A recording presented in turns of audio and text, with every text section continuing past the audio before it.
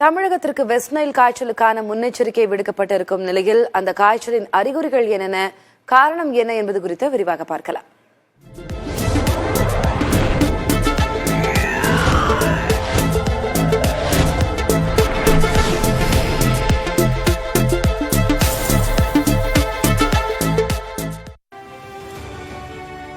Corona virus பாதிப்பிலிருந்து மீண்டுள்ள நிலையில் தற்போது வெஸ்ட் நைல் என்ற வார்த்தை பொதுமக்களை பெரிதும் அச்சுறுத்தும் வார்த்தையாக மாறியுள்ளது.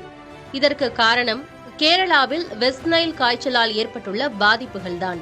கொசுக்களால் பரவும் இந்த காய்ச்சல் 1937ஆம் ஆண்டு முதல் முறையாக ஆப்பிரிக்க நாடான உகாண்டாவில் கண்டறியப்பட்டது. வெஸ்ட் நைல் மாவட்டத்தைச் சேர்ந்த பெண் ஒருவர் இதனால் முதல் முறையாக பாதிக்கப்பட்டார். இதன் காரணமாகவே இந்த காய்ச்சலுக்கு வெஸ்ட் நைல் என பெயர் வந்தது. இதைத் தொடர்ந்து 1999ஆம் ஆண்டு வட அமெரிக்காவில் காய்ச்சல் பாதிப்பு ஏற்பட்டது. பின் உலகின் பல்வேறு நாடுகளில் இந்த காய்ச்சல் பாதிப்புகள் ஏற்பட்டன. இந்தியாவை பொறுத்தவரை கேரளாவில் 2011ஆம் ஆண்டு முதல் முறையாக இந்த காய்ச்சல் பாதிப்பு கண்டறியப்பட்டது. 2019ஆம் ஆண்டு மலப்புரம் பகுதியில் 6 வயது சிறுவன் இந்த காய்ச்சலால் பாதிக்கப்பட்டு உயிரிழந்தார். 2022ஆம் ஆண்டு 47 வயது மதிக்கத்தக்க நபர் ஒருவர் உயிரிழந்த நிலையில் தற்போது மீண்டும் கேரளாவில் வெஸ்ட் நைல் காய்ச்சல் பரவத் தொடங்கியுள்ளது.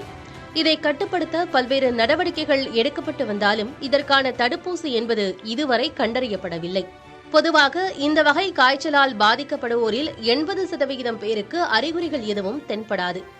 20% பேருக்கு மட்டுமே அதற்கான அறிகுறிகள் தென்படும் என உலக சுகாதார அமைப்பு தெரிவித்துள்ளது. வெஸ்ட் நைல் காய்ச்சலால் பாதிக்கப்படுவோருக்கு காய்ச்சல், தலைவலி, வயிற்றுப்போக்கு, வாந்தி, மயக்கம், உடல்வலி உள்ளிட்ட அறிகுறிகள் தென்படும்.